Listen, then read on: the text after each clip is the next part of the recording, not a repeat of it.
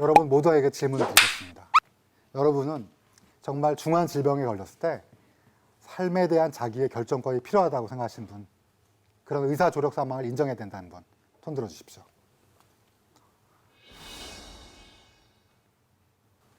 반대한다 손 들어 주십시오. 네, 의견을 좀 말씀해 주십시오.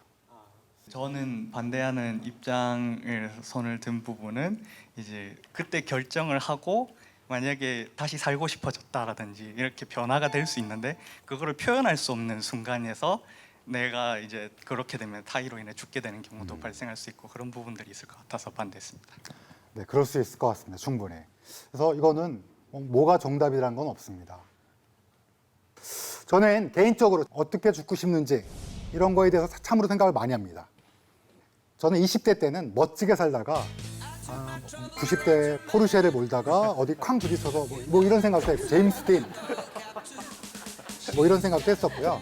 근데 지금은 가족들과 온화한 삶을 보내다가 마지막 식사를 한 다음에 다음날 잠을 자듯이 사망했으면 좋겠다, 이런 형태들은 다 아마 갖고 계실 거예요.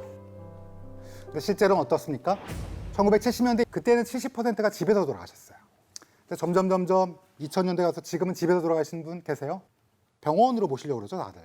그러다 보니까 지금은 의사가 심폐소생술을 하고 살려놓고 계속 누워있는 상태에서 아주 서늘한 여러 명이서 누워있는 중환자실에서 마지막을 맞이하신 분들이 가장 많을 겁니다. 그러면 우리가 어떻게 죽어야 될 건지 이제는 한 번쯤 생각해 볼 때가 온 것 같아요. 여러분 태어난 건 여러분 마음대로 못 태어났죠. 그렇지만 사춘기 이후에는 마음대로 살고 있죠. 내 인생은 내 거고 내가 선택하고. 근데 죽음은 왜 자기가 선택하는 거에 대해서 한 번도 생각 안 하시는지 모르겠어요.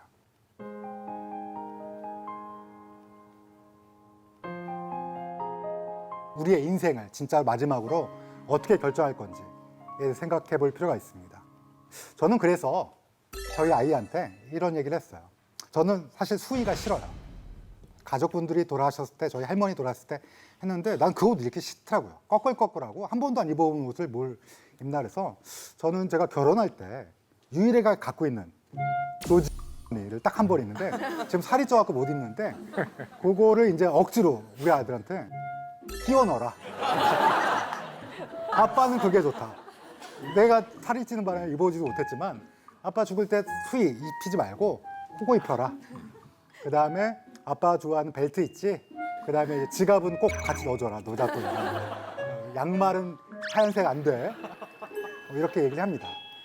그리고 아빠가 사전 연명 의료 계획서랑 이런 거 다 준비할 테지만 혹시나 아빠의 인생에 있어서 불의의 어떤 일이 있으면 너와 엄마가 결정하되 아빠의 의견을 평소에 충분히 얘기했으니 그걸 갖고 얘기해라. 근데 고등학생 아들한테 이 얘기를 하면 피식하고 뭐 콧방귀만 깨고 들어가는데 아마 듣기는 했을 거야. 근데 여러분들도 이제는 종활이라고 합니다.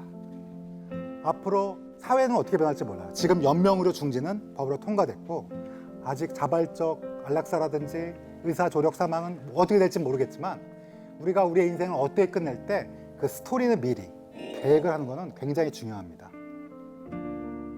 제가 사실 원기준 배우님 팬이에요. 네. 네네. 그래서 오늘 봤는데 너무 잘생기셨는데 네. 질문이 이상해서 죄송합니다. 어떻게 죽고 싶으시죠? 저는 사실 지금 교수님 강의를 들으면서 굉장히 좀 생각이 많이 바뀌었는데 처음에는 사랑하는 사람한테 그 죽는 모습을 보여주고 싶지 않다라는 생각을 갖고 있었는데 이렇게 교수님 강의를 들으면서 좀 생각이 많이 바뀌었어요. 교수님처럼 정말 내 사랑하는 아내와 내 아들과 함께 이제 가족들과 정말 행복한 시간을 보내고 죽고 싶어요. 훌륭하신 생각입니다. 임종이라는 거는 끝을 지킨다는 뜻인데 네. 그건 사랑하는 사람이 지켜준 게 가장 좋습니다. 저도 사고로 죽으면 어쩔 수 없고 만약에 오래 산다면 사는 데까지 살겠지만 만약에 병이 걸렸으면 죽음을 선택하고 싶어요. 저는 그래서 나 잘 살았다, 나 이제 죽고 싶다. 그래서 가족들 앞에서 회의하고 나 죽으러 가겠다, 나를 기쁘게 나를 보내줘라.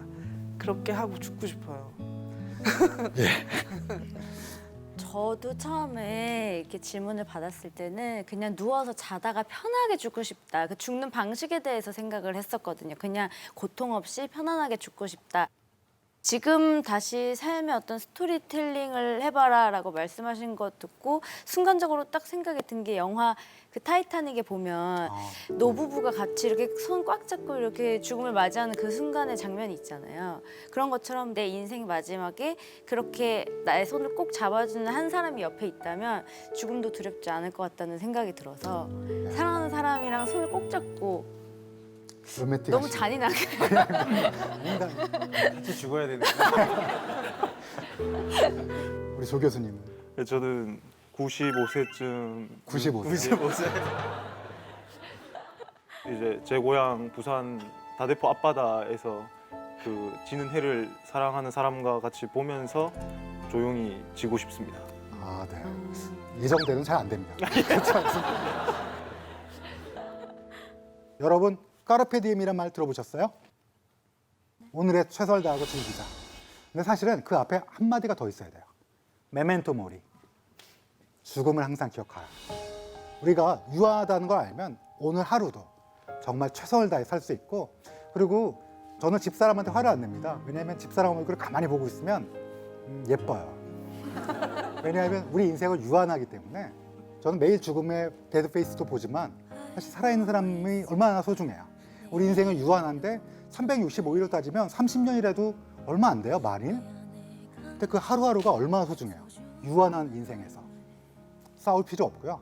까르페 디엠을 하되 다만 메멘토 모리. 우리에겐 반드시 끝이 있다는 걸 알면 주변 사람들에게 갑질하거나 막 소리 지거나 주변 사람들에게 화를 내거나 그럴 필요가 없어집니다.